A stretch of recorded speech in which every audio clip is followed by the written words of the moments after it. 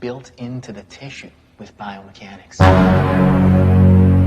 Berlatar di masa depan, lebih tepatnya beberapa puluh tahun dari sekarang, kisah akan berfokus pada seorang pria bernama Gray, seorang mekanik sekaligus suami dari seorang wanita karir bernama Asya, yang diketahui bekerja di sebuah perusahaan yang bergerak di bidang teknologi, yang khusus mengembangkan rekayasa tubuh untuk para tentara yang terluka. Saat ini, Grace sedang memperbaiki mobil milik seorang pelanggan yang merupakan owner dari sebuah perusahaan teknologi persis seperti perusahaan tempat Asya bekerja. Sehingga Grace meminta sang istri untuk ikut bersamanya mengantarkan mobil tersebut. Barangkali ia bisa melihat atau mengobrol dengan pelanggannya tersebut. Tibalah mereka di pesisir pantai dengan dua buah batu besar yang merupakan pintu masuk menuju kediaman si owner. Yang sesampainya di dalam sana, kita akan diperkenalkannya kepada pelanggan Gray, sekaligus owner dari sebuah perusahaan teknologi bernama Aaron, yang kebetulan sedang merancang awan buatan, katanya bisa berguna untuk mengendalikan cuaca. Setelah Gray memperkenalkan Asya, istrinya, termasuk perusahaan tempatnya ia bekerja, Aaron yang tak ingin kalah dari perusahaannya pun langsung membuat pernyataan jika perusahaannya jauh lebih berkembang dibandingkan perusahaan tempat Asya bekerja. Hal itu dibuktikan dengan menunjukkan sebuah chip komputer bernama STEAM, yang merupakan otak buatan sekaligus kecerdasan buatan, yang digadang-gadang bisa melakukan segalanya. Aaron, I'd like you to meet my wife.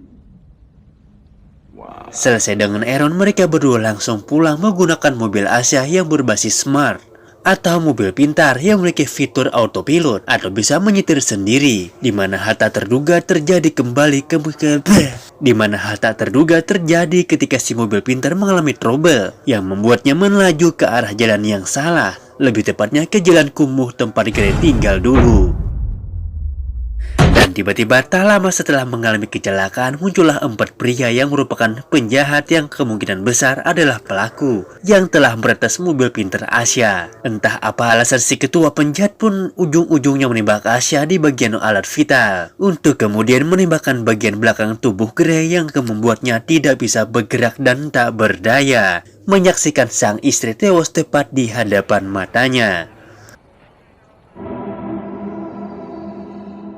Tak diketahui apa motif keempat penjahat yang telah menyerang dan menewaskan Asya. Gray saat ini hanya terpujur lemah tak berdaya duduk di atas kursi roda setelah dokter menyatakan bahwa Gray mengalami kelumpuhan permanen.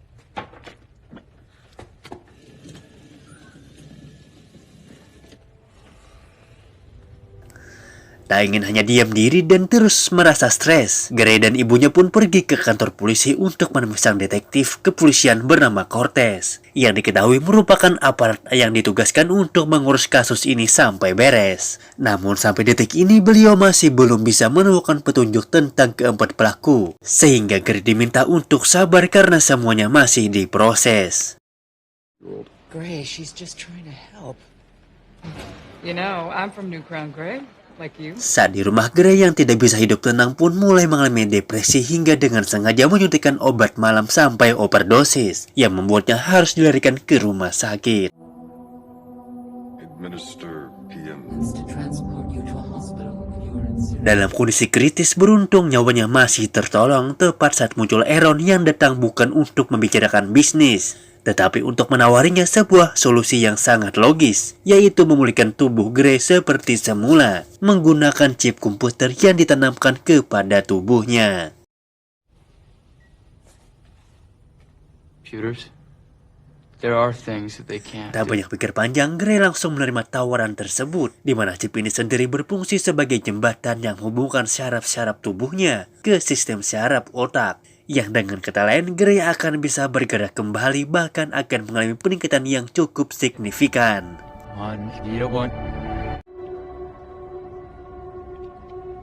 You saw the tattoo? Aaron